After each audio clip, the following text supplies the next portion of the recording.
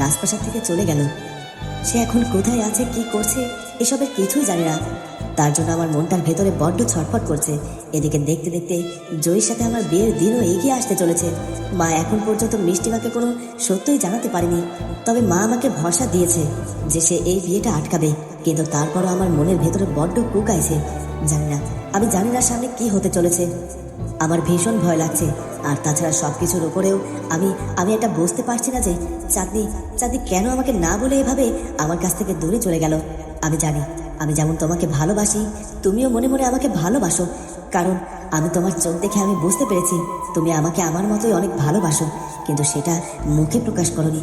আর যদি সত্যিই তুমি আমাকে ভালোবেসে থাকো, তাহলে কেন এভাবে আমার জীবন থেকে হারিয়ে গেলে? ফিরে এসো চাঁদনি, ফিরে এসো, আবার আমার জীবনে ফিরে এসো।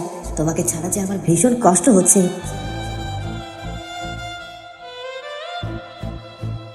এ কি বাবা প্রীতম, কি করছো কি তুমি? কি আর করবো বাবা, আমার মনটার মধ্যে একদম ভালো লাগছে না। কারণ সবকিছু কেমন যেন ওলট পালট হয়ে গেছে। কিছুই ওলট পালট হয়নি বাবা, একটু ধৈর্য ধরো, দেখবে সব ঠিক হয়ে গেছে।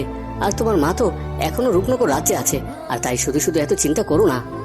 বাবা আমি জানি মা সবকিছু সামনে নেবে, কিন্তু তারপরও কেন জানি আমার বড্ড ভয় লাগছে।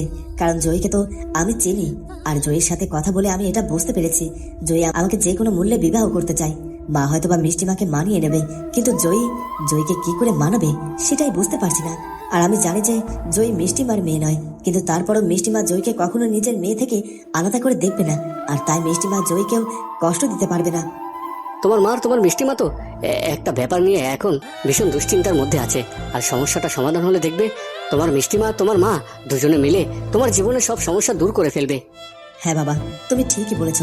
তবে বাবা, আমার মনে একটা প্রশ্ন জাগে যে চাঁদনি হঠাৎ করে কেন রাজপ্রাসাদ থেকে চলে গেল? রাজপ্রাসাদে কি আদৌ কিছু ঘটেছিল? ওরা এমনি এমনি ভাবে চলে গেছে, কিন্তু ওরা কেন এমনি এমনি ভাবে চলে গেল? আচ্ছা, চাঁদনিকে কি আদৌ খুঁজে পাওয়া যাবে? সকালের মতো হারিয়ে ফেলবো না তো?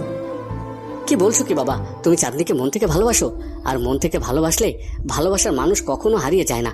আর তাছাড়া রাজকুমার প্রীতম নিশ্চয়ই কোনো কারণ আছে, না হলে শুধু শুধু হঠাৎ করে ওরা রাজপ্রাসাদ থেকে এইভাবে কেন চলে যাবে?